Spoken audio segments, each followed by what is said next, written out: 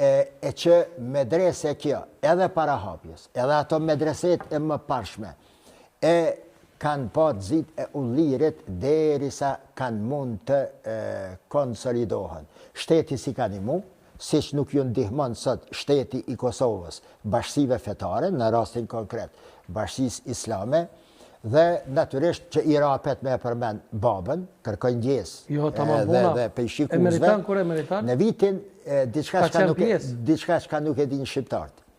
Problemi kryesor i aktivitetit islam dër shqiptarët, pra edhe botimi i Kur'anit, edhe mirëmbajtja e medreseve, edhe pagat e imamve, dhe aktiviteti fetaro arsimor në Kosovë, problemi kryesor të gjitha këtyreve ka qenë financime.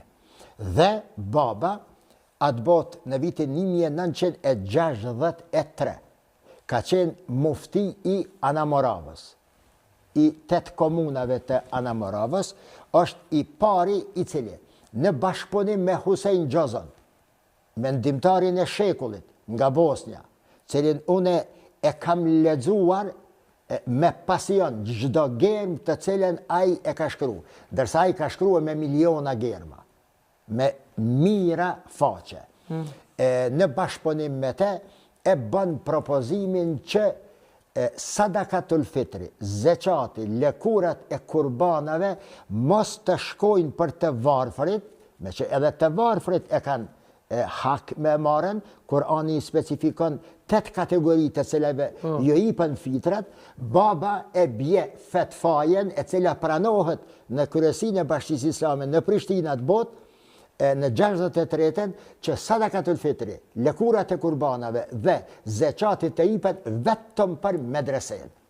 Fal këti vizioni dhe bashkëpunimit me shokët e vetë, me ulemat e kohës sa të hershme, nga viti 1963, ajo fetva është valide dhe deri në këtë ditët e tona, Bashkësia Islame, respektivisht medreset, Fakulteti studimeve islame tani, mirëmbahet kryesisht nga zeqati dhe sadakatul fitri, ndihmat të cilat i japin qytetarët, besimtarët musliman të Kosovës dhe nga diaspora. Kjo meriton pak dërtërgjitje, se ke emisioni ke shumë serios, por që kjo meriton dërtërgjitje. Falimderit, zotin deroft. Jo ke ndërru ti mu, shumë. Edhe pije se nuk është s'ka kështu, s'është me se hire me frymë. Jo, a? Ja, jo. Në më për më të shëru, s'kisha besu letë, po e di se e qela vetë. Po është pra dhe ndurë më stari. Edhe ty nuk të pranohen, nuk të shkojnë se hire tash se je hala me ilas që të ushëruhe. Tu të shmehidin ato. Tojni me ilan gjynohën, nuk e di kështu, dhimë po kam. Vare qëfar gjynohën.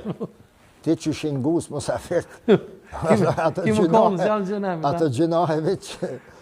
A i në paka politika një me t'i kom po videat në kanalin zyrtar në YouTube që i ki Mustafa Bajrami, për gjitha ata që e ndjekin e din që te ta ka gjithmonë temën Izrael i rambur. Se shkuve a qëti, apo duke që mirë i kem punë në këto? Shambull, nëse kena zjedh presidentën, vjusa me Albinin problem madhur u preshen. Ti po shkon atë geopolitikën në botë me ndjek, le gjeon, ndjek e vish politikën këtu në Kosovë. Qka po ta mërmenja? Pse su zgjedh presidenti, a i në rrjedha këtu në Kosovë? Ane, edhe kënej po himpa ka politika e jo, kënej ka politika.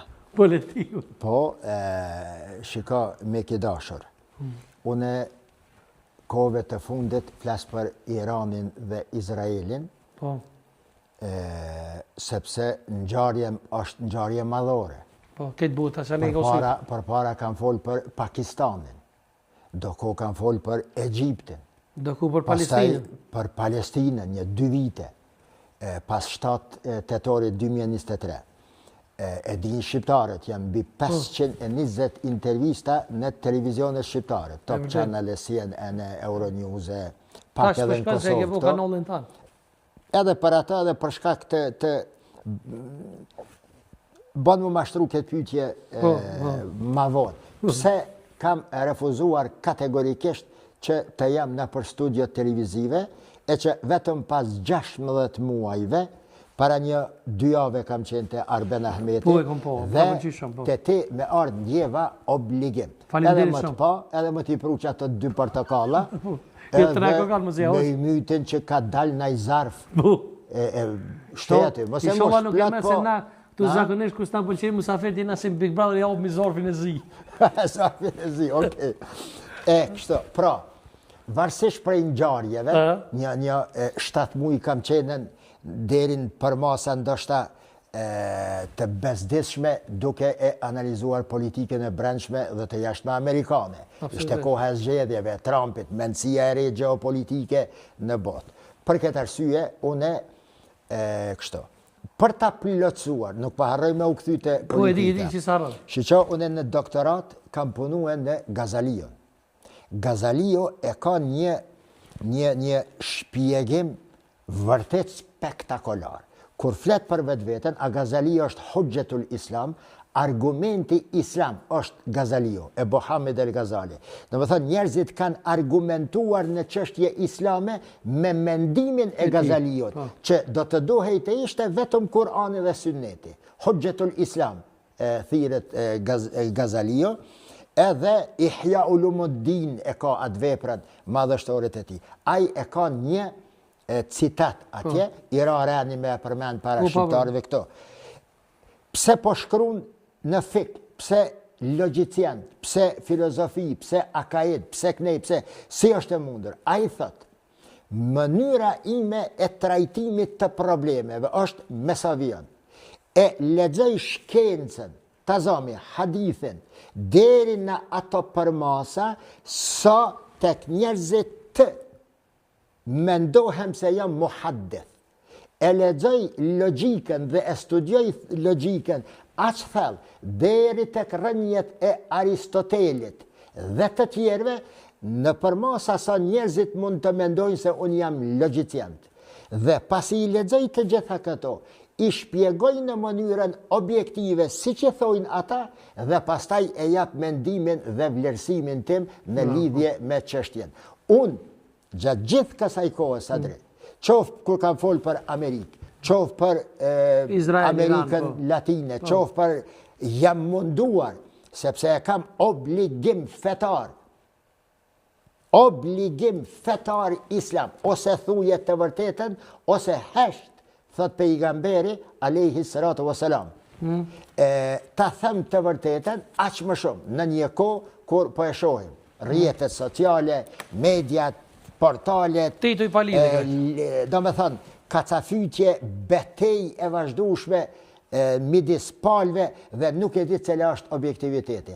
Andaj shumë herë, ndoshta me të drejtë në thojza, njerëz më kanë vlerësu se kur flas për Iranin, unë jam me Iranin. Kur e çmoj historinë e madhërishme të kombit hebrej, mu më thonë se a je hoxhme që shpe livdan të hebrejt, që shte me kërku pej kryeministrit Albin Kurti, e pej kryeministrit Ramush Haradinaj, që në njërin nga katedrat e Universitetit të Prishtinës të futet me patjetër lënda e historisë hebreje, sepse shqiptarët kanë që ka mësojnë aty. Kjo është kërkesë e imja edhe me shkrim. Dhe përmendën shumë herë në për videot e mija dhe në